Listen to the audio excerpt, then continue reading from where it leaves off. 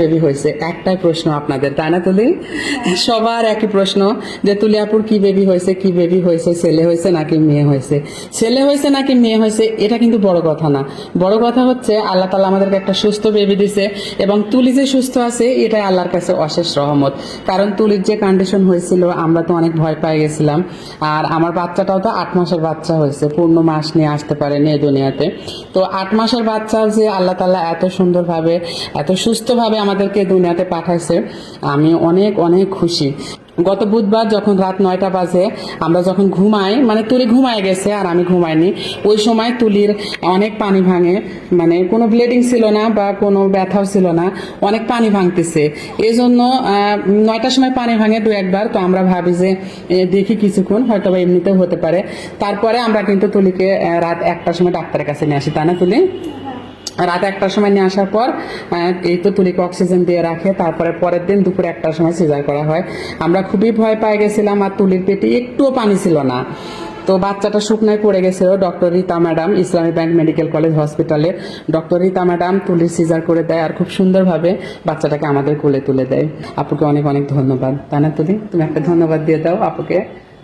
আপুকে অনেক অনেক ধন্যবাদ যে আমার বেবিটা সুস্থভাবে আমাদের হাতে তুলে দিতে পারছে। অনেকেরই প্রশ্ন যে আমাদের ছেলে বেবি হয়েছে নাকি মেয়ে বেবি হয়েছে।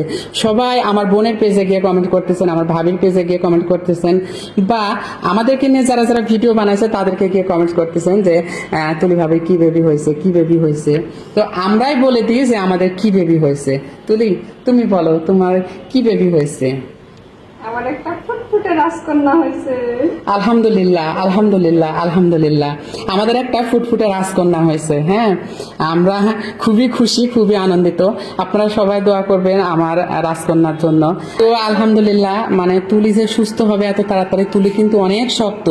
অনেক মায়েরা আছে যারা সিজার করলে কিন্তু বাচ্চা নিতে পারে না, মানে অনেক কষ্ট হয়, কিন্তু তুলি কিন্তু যেদিন সিজার করছে মানে দুপুর 1টার সময় সিজার করছে, রাত 11টার সময় বেড়ে দিচ্ছে, তখন থেকে তুলি বাচ্চা নিচ্ছে, বাচ্চাকে খাওয়াচ্ছে, হাঁটাহাঁটি করছে, মানে সবকিছু করছে। আলহামদুলিল্লাহ তুলি অনেক শক্ত। আর সবাই তুলির জন্য দোয়া করবেন, তুলি যেন খুব তাড়াতাড়ি বাড়িতে যাইতে পারে এবং সুন্দর সুন্দর ভিডিও নিয়ে আপনাদের সামনে আসতে পারে। আর আমাদের বাচ্চার মুখ আজকে আপনাদেরকে দেখাবো না, কেউ কিছু মনে করেন না, কারণ ছোট বাচ্চা তো মানে এটা তো একটা ইয়ার বিষয়, ফেসবুকে সবাই দেখতে পাবে, এজন্য ছোট বাচ্চা, তাই বাচ্চার মুখ আজকে আপনাদেরকে দেখাবো না। ইনশাল্লাহ কোন একটা ভিডিওতে আপনাদেরকে বাচ্চার মুখ দেখাবো। তো সবাই আমাদের জন্য দোয়া করবেন, তুলির জন্য দোয়া করবেন। হ্যাঁ, আজকের মতো